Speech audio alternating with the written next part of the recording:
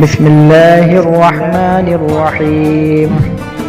مفتی حذیفہ مظاہری کی ویڈیو کو like, share اور سبسکرائب کریں، جزاک اللہ۔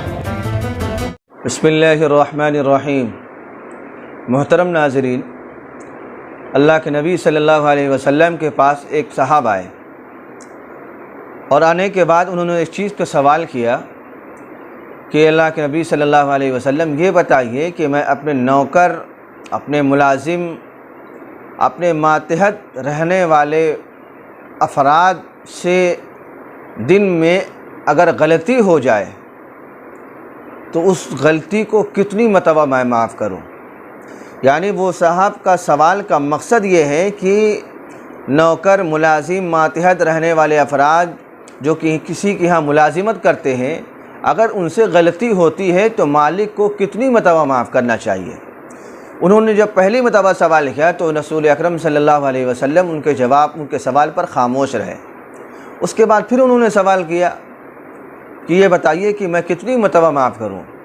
تو ان کے دوسری مرتبہ سوال کے جواب میں نبی اکرم صلی اللہ علیہ وسلم نے یہ بات ارشاد فرمائی کہ تمہارے ماتحت رہنے والے افراد یعنی ملازم، نوکر، جو تمہارے یہاں کام کرنے والے لوگ ہیں، اگر ان سے دن میں 70 مرتبہ غلطی ہو جائے تو تمہاری یہ شان ہونی چاہیے کہ تم اپنے ملازم کو دن میں 70 مرتبہ غلطی ہونے کے بعد بھی اس کو معافی کا پروانہ دے کر اس کو معاف کر دو۔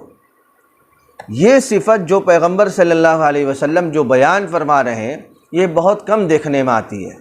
ایک عام مزاج ہے کہ اگر ملازم سے، نوکر سے، جو کسی کے یہاں لوگ ملازمت کرنے والے لوگ ہوتے ہیں، اگر ان سے ایک آدھ مرتبہ غلطی ہو جاتی ہے تو مالک جو ہوتے ہیں، جن کو اللہ تعالیٰ نے دینے کی صلاحیت دی ہوئی ہوتی ہے، یا جن کو اللہ تعالیٰ نے کسی انسان کے اوپر ایک مالک بنا کر اس کے اوپر بنایا ہوا ہوتا ہے، وہ فوراً اپنا آپا کھو بیٹھتے ہیں کہ کس طریقے سے، کس طرح تم سے غلطی ہو گئی۔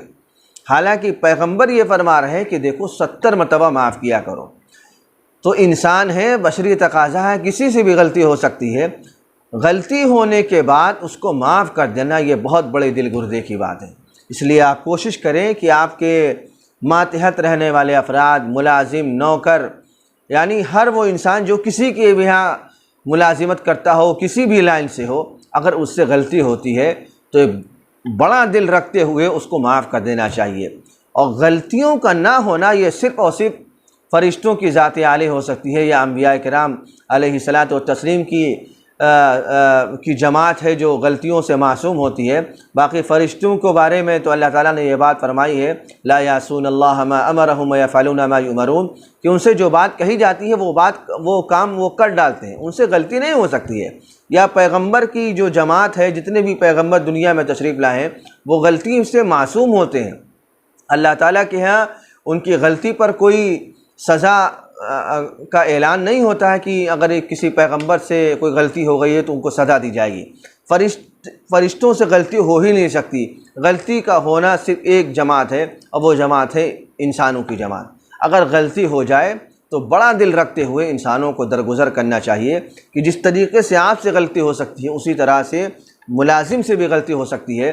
تو ملازم کی غلطی ہونے کے بعد دل بڑا رکھتے ہوئے اس کو درگزر کا، اور بلکہ اس سے بڑا معاملہ یہ ہونا چاہیے کہ آپ اس کے سامنے اس بات کا اظہار کرو کہ کوئی بات نہیں، غلطی ہوتی رہتی ہے۔ تو اس طرح اگر آپ کام کریں گے تو پیغمبر صلی اللہ علیہ وسلم کی ذات عالی اور نبی اکرم صلی اللہ علیہ وسلم کی اس حدیث پر عمل بھی ہوگا۔ رب کریم ہم سب کو ان باتوں پر عمل کی توفیق عطا فرمائے۔ آمین۔ وآخر دعوانا ان الحمد للہ رب العالمین۔